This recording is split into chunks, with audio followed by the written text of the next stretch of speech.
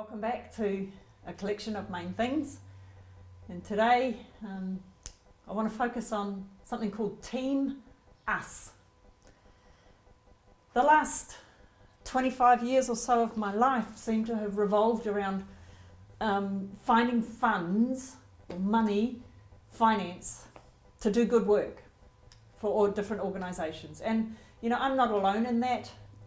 Every organisation, every hospital, school, church, business, family and individual has the pressure of finance at some point and in some area of their life. The biggest pressure that I felt leaving Cambodia due to COVID-19 was, how could I find a way to keep the funding in the bank that was needed for Flame Cambodia to continue doing the great work they were doing.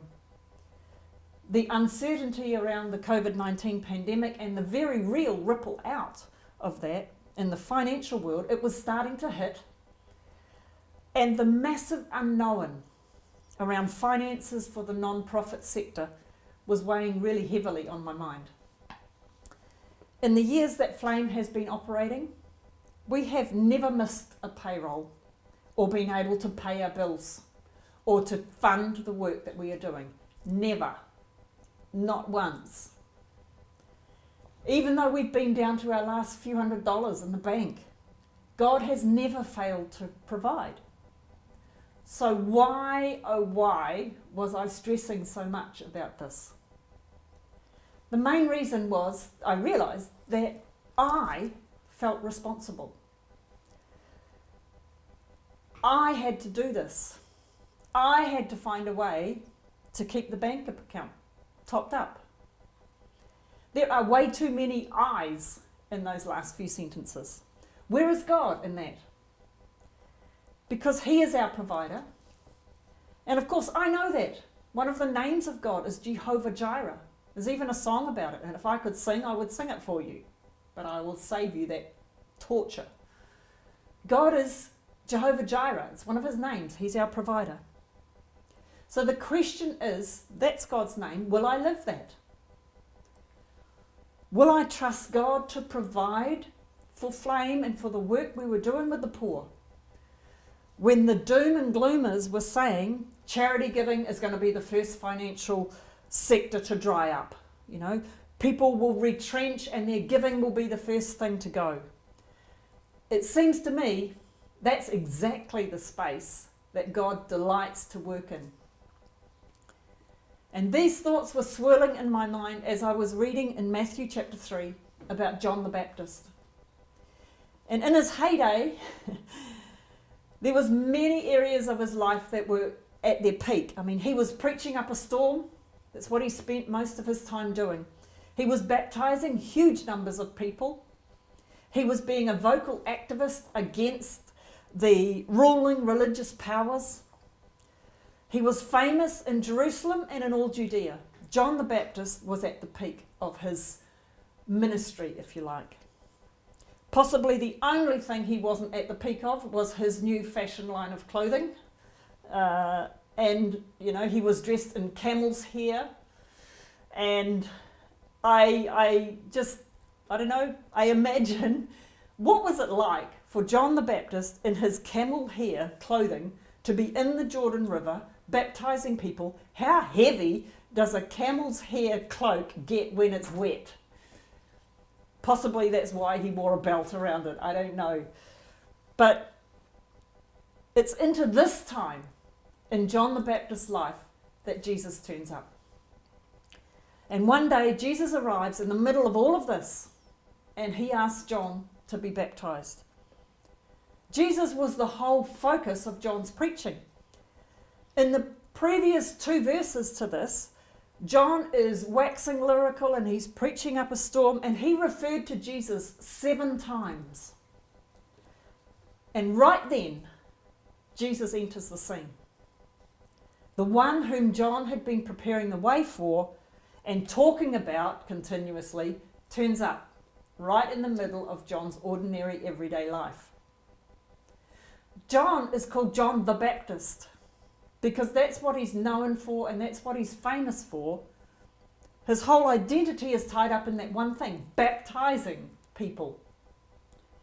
And every time somebody calls his name, he was reminded what his role was. He's the baptizer. And Jesus comes to John and asks for John to baptize him. And John reacts and he said, no, you have this all upside down, Jesus. You should be the one baptizing me. And Jesus says to him, John, permit it at this time, for in this way it is fitting for us to fulfill all righteousness.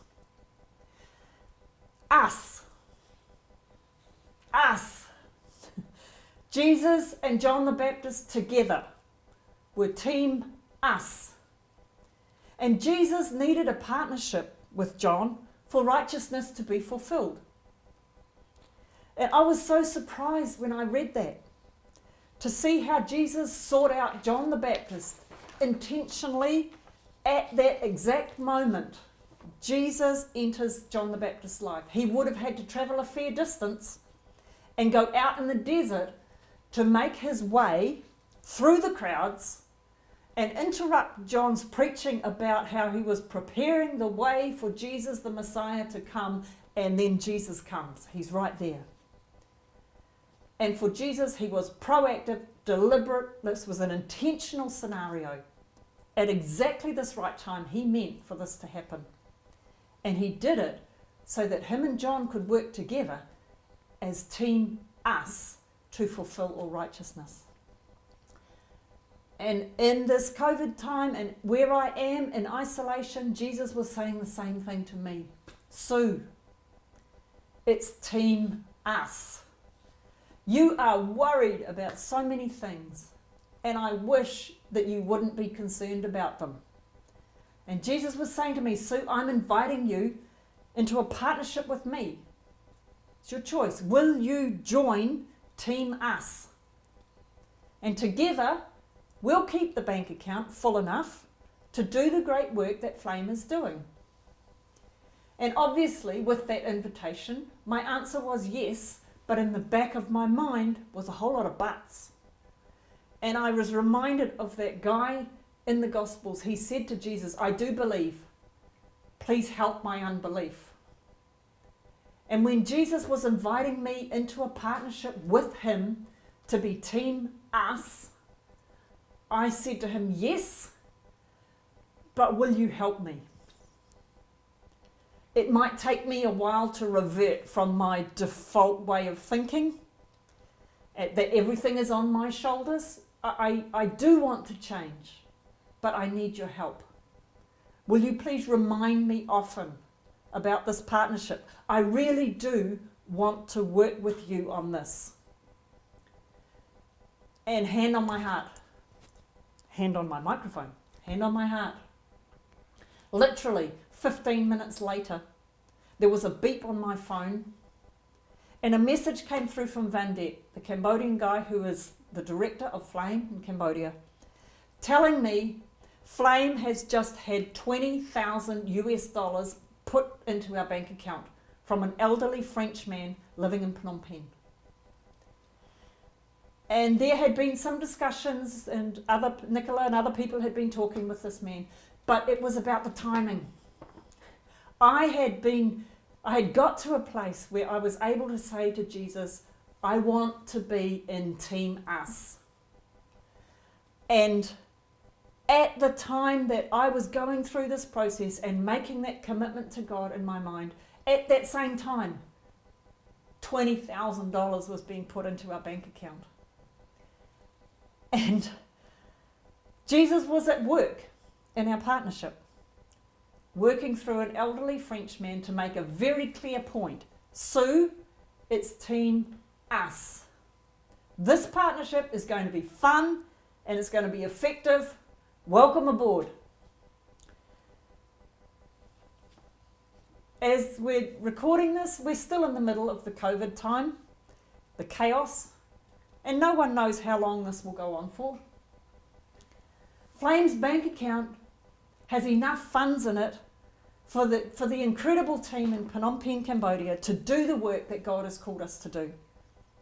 And we're working amongst the poor, and there is enough money there because it's Team Us. When other NGOs are reducing the work they're doing, or they are paying salaries at 50%, or they're closing altogether, Flame has paid all our staff at 100%. We have not missed one salary payment, and we've even recruited 2 new staff during this time. Isn't that a picture of God having fun and possibly even showing off a little bit? I know that God will provide for each month everything that is needed. He is the best partner ever. He is Jehovah Jireh, our provider, and I'm being invited into Team Us. Now, I don't know what your need is. I don't know your doubts, but I know that our God is the same God. And in the same way, He invited me into a partnership with Him for it to be Team Us. God is doing the same thing for you. He's inviting you into a partnership with Him to work together on whatever it is in your life that you want His involvement in. So it's us. It's Team Us. Jesus and I are in a genuine partnership. And some of the TV ads and the things that have been said around COVID in New Zealand is, we got this. Hashtag, we got this. And that's what God has been saying to me. Sue, hashtag, we got this. It's Team Us. Welcome aboard. Enjoy the journey. So that's what God's saying to me. What's He saying to you?